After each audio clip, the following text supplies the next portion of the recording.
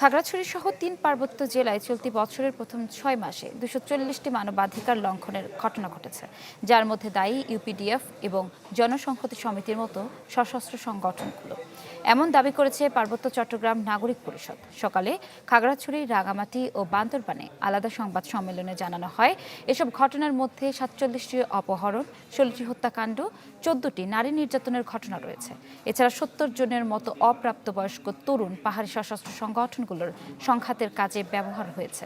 এসব সংঘাত আর মানবাধিকার লঙ্ঘনের জন্য চাঁদাবাজি, আধিপত্য বিস্তার এবং আন্তর্জাতিক ষড়যন্ত্রকে দায়ী করা হয় সংগঠনটির পক্ষ থেকে।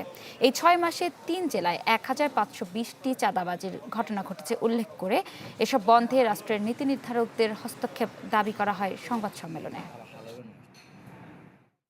অপহরণের শিকার হচ্ছেন স্থানীয় ব্যবসায়ী, সাধারণ শ্রমিক, চালক, কৃষক, শিক্ষার্থী থেকে শুরু করে সাধারণ গ্রামবাসী পর্যন্ত।